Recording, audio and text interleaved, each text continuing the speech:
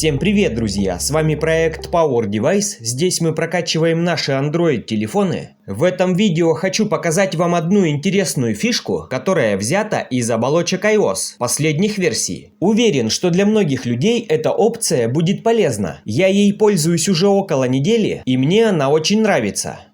Объясню, что это такое, для чего нужно и почему у меня открыта шторка. Как я уже сказал, в последних версиях iOS, если быть точнее, это версия 18.4, в телефонах iPhone появилась новая функция под названием Ambient Music. Если конкретнее, то на iPhone вы можете открыть центр управления, она же шторка. Нажать «Изменить». Далее там будут 4 специфические плитки, направленные на музыку. Так же, как и в Android-телефоне, нажимаем на плюсик, и они появляются у нас здесь. Вот они у меня уже добавлены. Далее, после того, как мы добавили эти плитки, в любой момент открываем шторку, нажимаем нужную, которая нам больше всего нравится.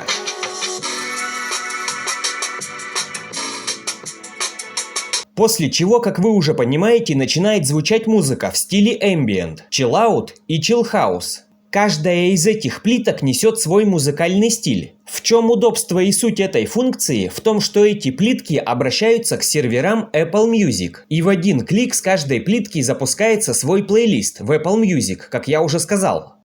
То есть нам более ничего не нужно делать, как нажать на плитку.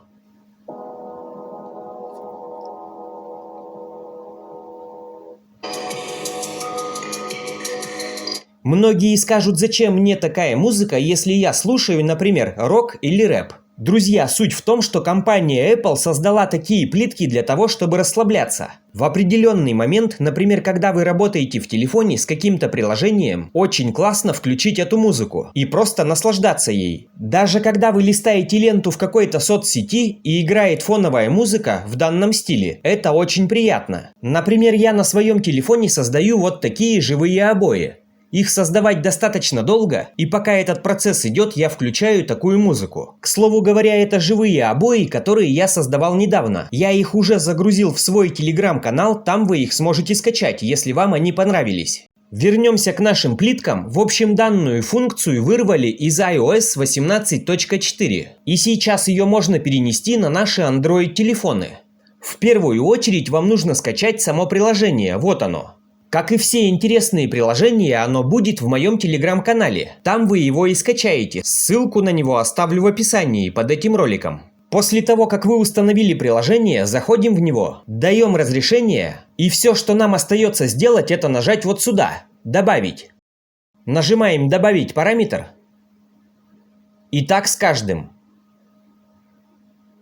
После этого приложение можно закрыть.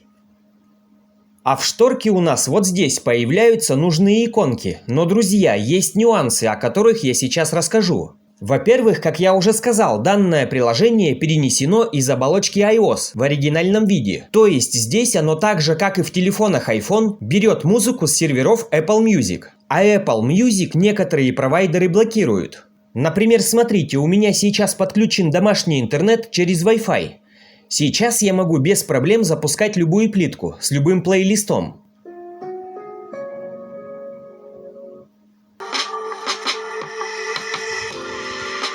Но если я переключусь на мобильного оператора, отключу Wi-Fi, то плитки перестают работать, потому что мой мобильный оператор блокирует Apple Music, их сервера. Не понимаю, зачем блокировать музыку, но мы знаем, как ее разблокировать. Например, бесплатно в Play Market можно скачать вот такую программу. С ней все будет работать, если мобильный оператор блокирует музыку Apple Music. Я запустил данную программу, и, друзья, не забывайте, если вы используете Gemini по моим инструкциям, тогда, например, на телефонах Xiaomi вам нужно зайти в другие способы подключения, частный DNS-сервер, и здесь выставить автоматически. Иначе с некоторыми такими программами данные DNS могут не работать. В общем, я переключаюсь на мобильного оператора.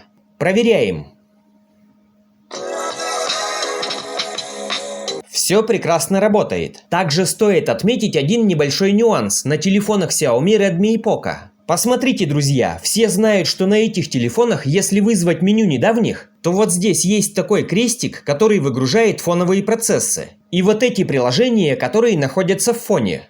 Так вот, смотрите, если я его нажимаю, все приложения у нас выгружаются, и именно это приложение, которое мы только что установили, не любит эту выгрузку. В таком случае данные плитки могут потерять связь с серверами, и музыка пока может не запускаться. Если вы установили данное приложение, пользовались им, потом нажали крестик, и оно перестало реагировать, что делать в такой ситуации? Просто открываем шторку, нажимаем на какой-то из этих ярлыков, чтобы открыть наше приложение, вот так. После того, как оно открылось, пробуем запускать музыку еще раз, кликаем по плиткам.